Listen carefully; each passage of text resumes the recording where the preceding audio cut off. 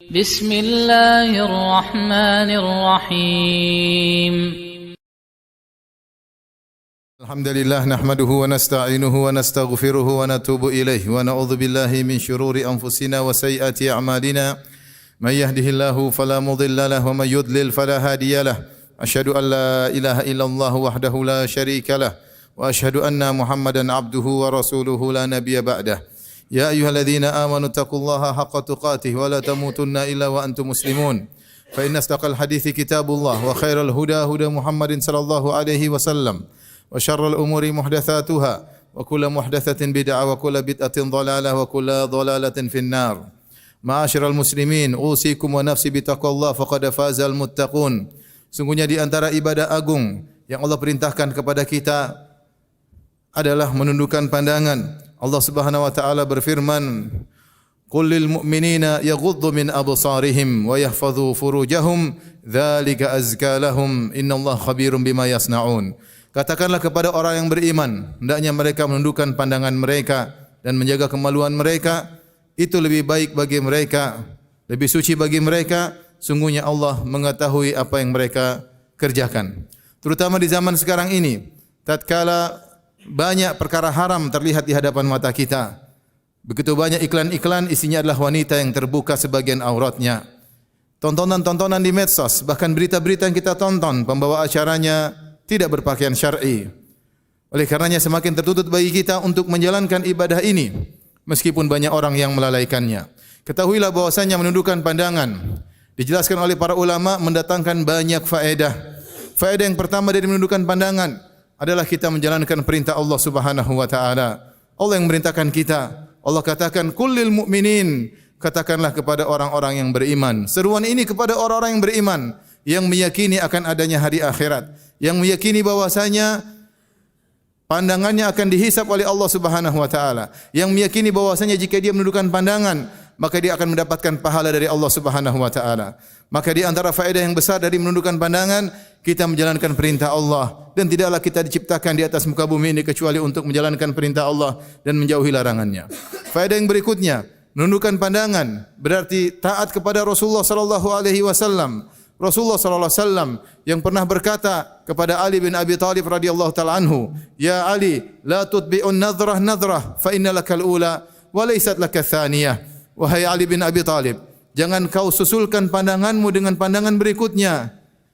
Kalau kau tidak sengaja memandang yang pertama, maka itu tidak mengapa, tetapi yang kedua adalah haram hukumnya. Siapa yang menundukkan pandangannya setelah terlihat baginya pandangan yang haram, dia tundukkan pandangannya, maka dia telah menjalankan perintah Nabi sallallahu alaihi wasallam.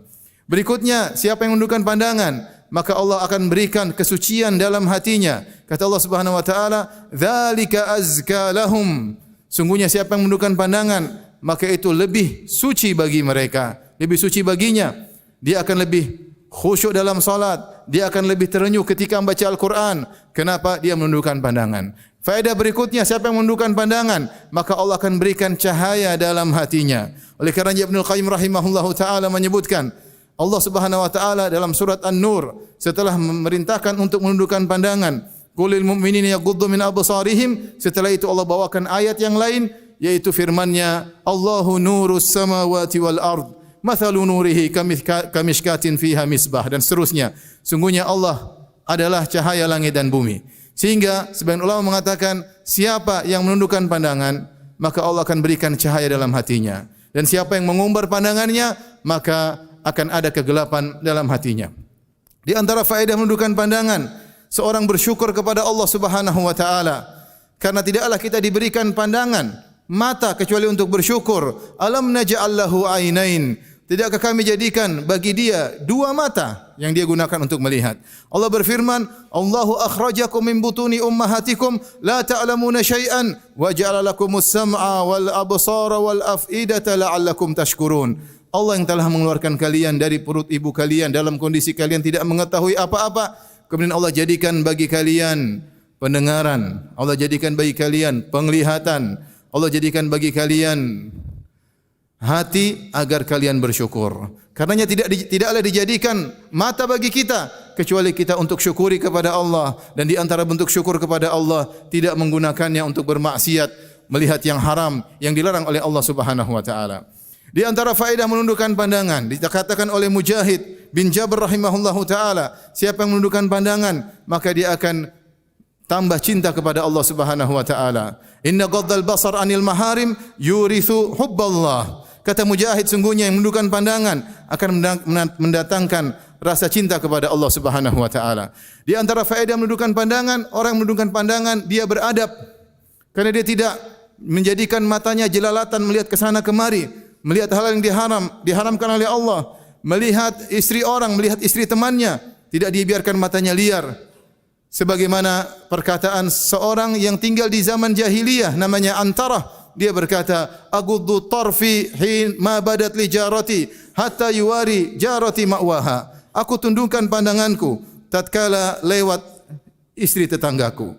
Terus aku tundukkan pandanganku sampai istri tetanggaku masuk ke dalam rumahnya. Demikianlah seorang yang beriman kepada Allah Subhanahu wa taala, dia tidak berkhianat kepada kawannya, bukan matanya dia biarkan untuk melihat aurat dari istri kawannya atau istri tetangganya, dan ini menunjukkan adab. Orang yang menundukkan pandangannya, dia beradab dengan adab yang baik. Di antara faedah menundukkan pandangan, bahwasanya orang yang menundukkan pandangan, dia akan terhindarkan dari kemaksiatan yang lebih parah. Bukankah perzinahan dimulai dari pandangan? Seorang penyair berkata, "Kullul hawadithi mabda'uha minan nazar, wa inna mu'dhaman nari min mustasghari syarar." Seluruh perkara-perkara, peristiwa-peristiwa besar, zina dan yang lainnya dimulai dari pandangan. Dan ketahuilah bahwasanya api yang besar dimulai dari percikan-percikan api yang kecil. Tidaklah orang berzina kecuali dimulai dengan pandangan. Jika seorang menundukkan pandangannya, niscaya akan dia terhindar dari perbuatan zina yang sangat berbahaya yang akan menjadikan dia dalam kenistaan. Dan di antara faedah dari menundukkan pandangan akan memberikan firasat yang kuat, sebagaimana disebutkan oleh sebagian ulama, siapa yang menundukkan pandangan maka Allah akan berikan pada hatinya firasat yang kuat. Aqulu qouli hadza astaghfirullah li wa lakum wa lisal muslimin min kulli dhanbin wa khati'ah fastaghfiruhu innahu huwal ghafurur rahim.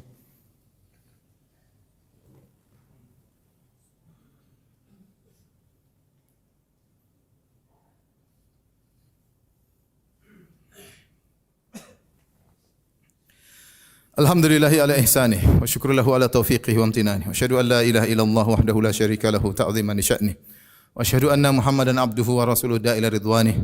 Allahumma salli alaihi wa ala alihi wa ashabihi wa ikhwanih. Ma'asyiral muslimin, kita hidup di zaman yang begitu sulit menundukkan pandangan. Mustahil kita tidak melihat hal yang diharamkan oleh Allah Subhanahu wa taala. Ini telah dikabarkan oleh Nabi sallallahu alaihi wasallam dalam hadisnya. Rasulullah sallallahu bersabda, "Kataballahu li ibni Adam haddahu minan nadhar mudrika dzalik la mahalah." Sungguhnya Allah telah mencatat bagi anak-anak Adam bagiannya dari perzinahan. Dia pasti mendapatinya, tidak ada jalan lari darinya. Fazinal ain an-nadhar, di antaranya kata Nabi sallallahu alaihi wasallam, zina mata adalah dengan memandang. Wa zinal lisan al-mantiq, dan zina lisan adalah berbicara. Jadi melakukan hal-hal yang terkait dengan perzinahan, entah melihat hal yang mengantarkan kepada zina atau berbicara dengan rayuan-rayuan yang bisa mengantarkan kepada zina. Kemudian kata Nabi sallallahu alaihi wasallam, wal qalbu wal fuad wal qalbu yashtahi wa yatamanna, dan hati berangan-angan dan berhasrat. Wal farju yukadzibu dzalik aw yusaddiquh, dan intinya kembali kepada kemaluannya.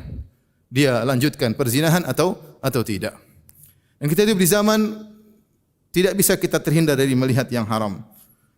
Oleh karenanya kita jalankan wasiat Nabi sallallahu alaihi wasallam, "Ya Ali, la tutbi'un nadhrah nadhrah." Wahai Ali, jika kau sudah melihat sesuatu, jangan kau lanjutkan penglihatan tersebut. Segera tundukkan. Fa innalakal ula, pandangan pertamamu tidak jadi masalah, dimaafkan oleh Allah Subhanahu wa taala.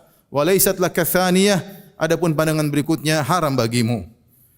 Barang siapa yang mengumbar pandangannya, maka ketahuilah dia akan diminta pertanggungjawaban oleh Allah Subhanahu wa taala atas setiap pandangan haram yang dia lihat.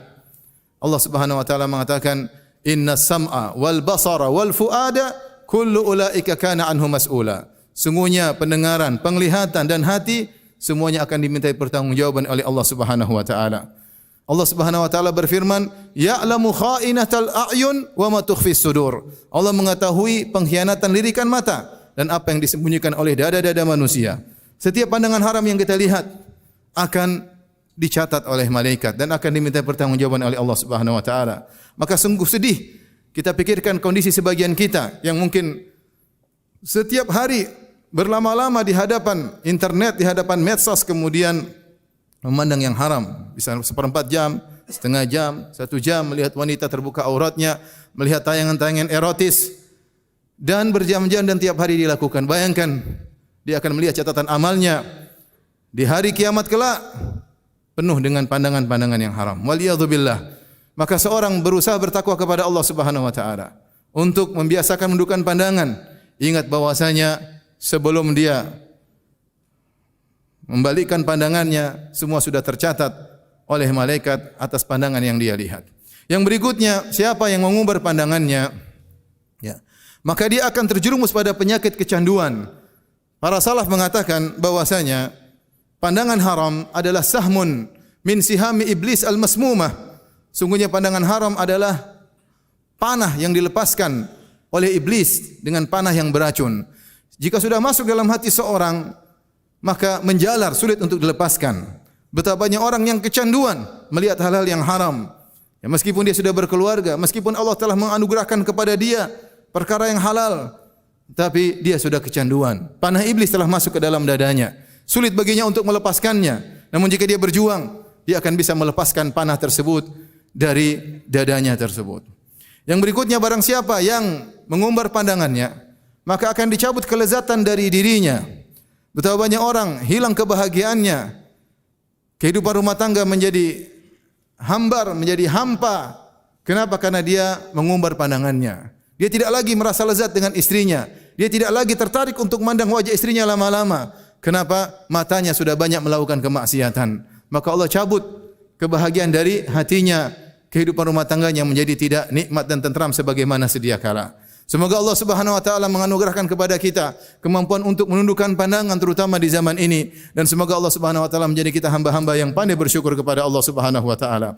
Innallaha malaikatahu yusalluna 'alan nabi ya ayyuhalladzina amanu sallu 'alaihi wa sallimu taslima. Allahumma salli 'ala Muhammad wa 'ala ali Muhammad kama sallaita 'ala Ibrahim wa 'ala ali Ibrahim innaka Hamidum Majid. Wa barik 'ala Muhammad wa 'ala ali Muhammad kama barakta 'ala Ibrahim wa 'ala ali Ibrahim innaka Hamidum Majid.